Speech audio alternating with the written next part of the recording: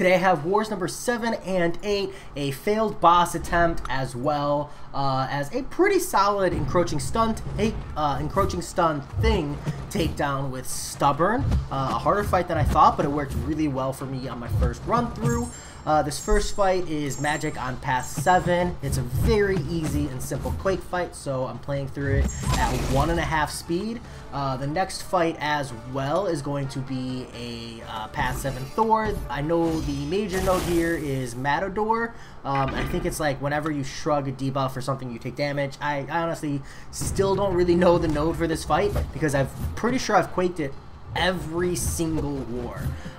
So essentially, if you don't put an anti-Quake here, it's a free fight for me, as well as probably a lot of people in the higher tiers.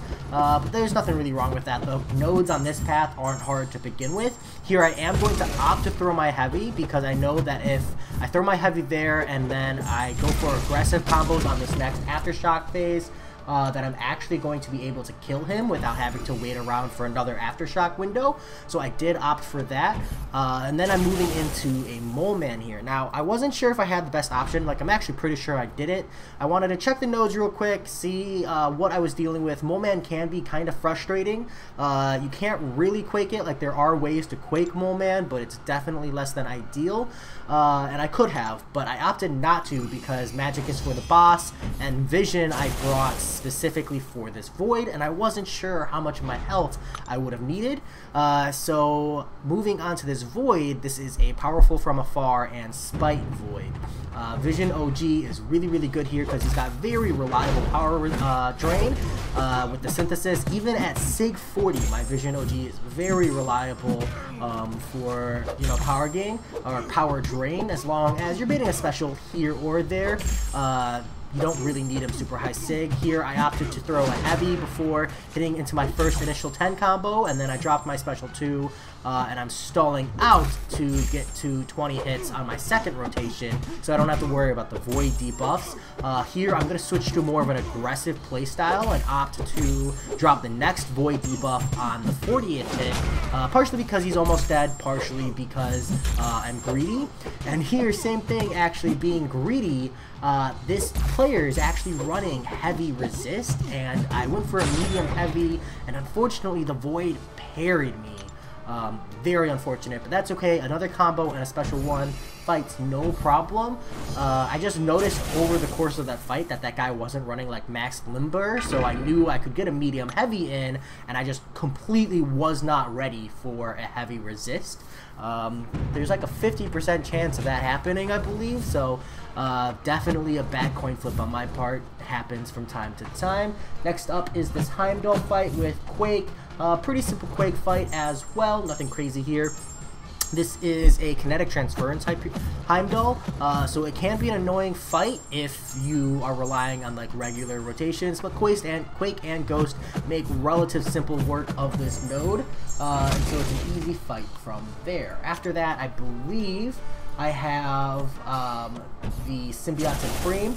Out of everybody in this section, I definitely had the best option with Vision because of that reliable power control. So I am going to heal up a little bit, only 2 potions, so that's really nice, but I want to be healthier because I am concerned about some of the block damage, especially with the power gain this guy could gain if I'm not playing right, as well as like nullify if I screw up and accidentally dex. I opted not to turn dexterity off of here, so I do have to be mindful of flow.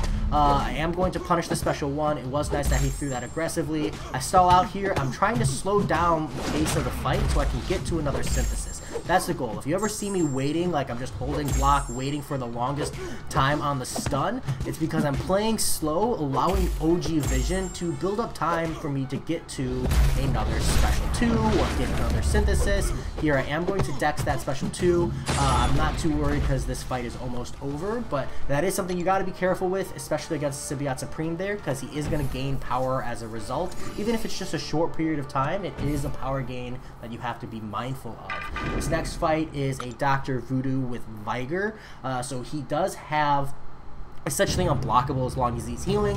For Dr. Voodoo, that's a very long period of time at the start of the fight. There are actually a lot of really good options here. Quake and Shaking is a really good one. You can nullify that buff at the start of the fight, so like Symbiote Supreme is a really good option as well, but he's already mostly dead, so it's a super easy Quake fight for me. And then after that, the next time I show up is actually on Mojo. This is a chance for me to redeem myself. I did not do well the last time I went against this Mojo. I did not special 1-star boost though. This time I am going to, but I'm also going to forget to turn Dexterity off. And that was something that was very, very apparent in my mind once I started the fight. Like, I hit start and then I was like, damn it, I forgot to turn Dexterity off. And the degeneration from triggering Dexterity and then consuming that precision buff is massive. So I played scared and I really shouldn't have. I think it's better to die to degeneration than it is to roleplay mistake. But I let the conscious or subconscious thought of, oh shit, Dexterity, eat at me, and that was a big mistake. But I do start with a power boost here. I do have a mystic boost here, so it's much easier to move into a special 2. I turn up my brightness to help me focus on more serious fights. I'm essentially just going to look for like a heavy opening or a combo ending hit from Mojo in order to get my window here. He does end with a 4-hit combo there, so I go ahead and punish. He heavies there. I didn't see a good opportunity to go in, so I backed off. Here I'm able to get my special 2 off, and I get a solid intercept. That was really greedy, but it worked out really well for me. This one as well. You shouldn't be that greedy, but I was feeling pretty gutsy. So overall, so far the fight is going well. Now I'm just in this pickle where I need to get another special 2 off. I finally have him in the corner, which is where you want him to be. I don't get the standing medium intercept there, which is really unfortunate. I do take a hit there. I thought he had ended his combo. I went in for a hit, just like tapping the screen instinctively, and then I got parried and comboed out. Big play mistake on my part. I should have just backed off, triggered Dex, baited out the special 1, waited out, played it a little bit slower, but I got nervous, and you know, it happens. Hopefully, if I can get that fight a couple more times, I'll find myself in a position where I can do really well. This next fight is the start of war number 8. This is a Guillotine 2099 on the second fight of Path 7. A lot of times my path only has 1 fight because, again, they're fairly easy nodes to deal with, so a lot of alliances opt to just not place 1 there because, you know, you do have to opt to have a few empty nodes. And honestly, it's a pretty good path to skip because it's a very easy path, even if you're not quaking it. Quake handles Guillotine 2099 exceptionally well because you don't have to worry about the big regeneration from Guillotine at the end. You don't have to worry about the 10% damage cap when she has a combo shield. You don't have to worry about Digicloak. It's just a really easy fight with Quake.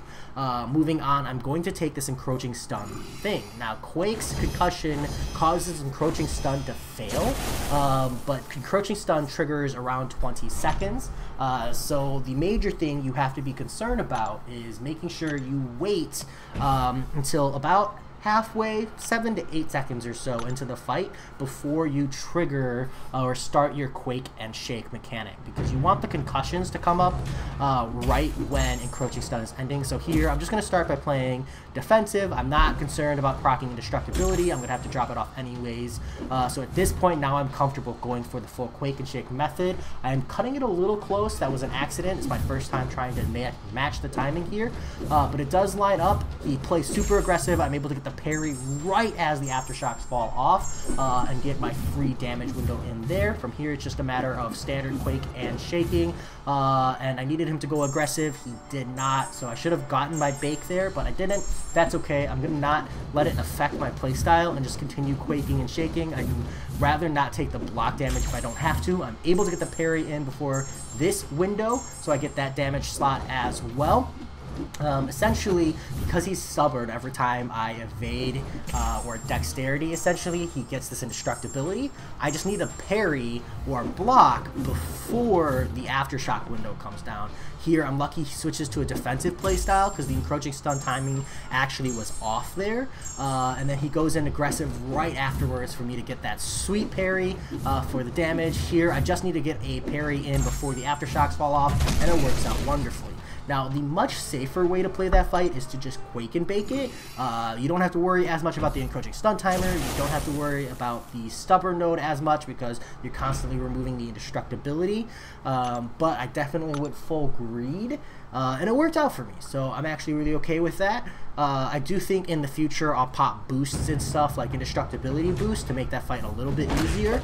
But that time I wasn't sure. I was actually like testing it out, and this war is looking pretty good so far, so I didn't feel like I needed to boost.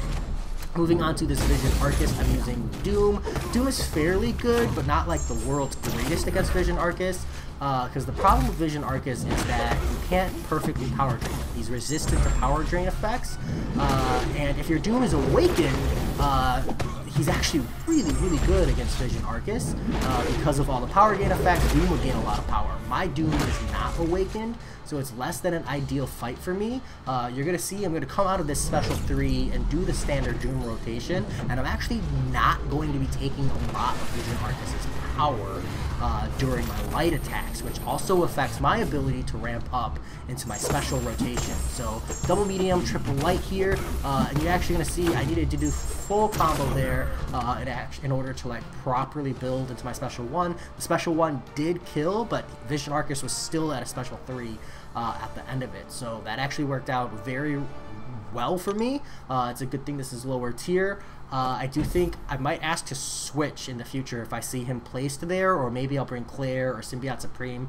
maybe like a different matchup that's not as reliant on the power drain mechanic, because that fight could potentially be rough in the future, or maybe I'll just pop like an indestructibility boost or something like that so it doesn't happen again. I'm not too sure. We've only got one more war in the season at this point, so I'm not too concerned, to be honest. And I'm also really hoping that like Stubborn and Flow both get nerfed again, because I'm not a fan of that tactic as a whole. Moving on to this Hyperion fight, I'm going to be using Doom as well. I've brought magic for the Doom boss, so I don't want to use her. I want to make sure she's nice and healthy, so I'm just going to pop a quick potion on Doom here. He should handle Hyperion very well. Again, this would be an easier matchup if my Doom was awakened. He's not, but that's okay. He still hands Hyperion fairly well. A couple blocked hits here, and I'm going to go into the standard parry heavy, combo heavy I mean, and then he is aggressive with that special 1, which actually works in my favor. I don't have to worry too much about the power gain. I'm going to opt to drop my special 1 here to remove some of his power, as well as trigger that Aura of Hazaroth. This will give me the ability to steal some of his power so I can ramp up into a special 3. But he's playing super defensive, and I didn't have it up when I went with my combo. I just couldn't get the time matched up. Luckily for me, after a heavy smack to the face and an aggressive dash in, I'm actually able to build my special 3 before he throws his. That could have been pretty nasty if it had gone the other way. Now I have the passive stun, and I am able to power drain as well, go into my special 1 rotation. Again, another greedy rotation for me. I should have gone straight into the special 1, but I opted to smack him in the face and then throw the special 1. Greedy, but it worked out. Unfortunately, this Hyperion was the last fight. We had a total blowout this war. Call was made to just take down the boss. By the time I logged in, boss was down. Actually, not a problem. So I didn't get the chance to jump in there with magic and see if I could take down that Doom, but it also didn't matter because we had the war in the bag. I'll have the next war out in season rewards, but as always, I hope you all enjoyed, and I'll talk to y'all later. Peace.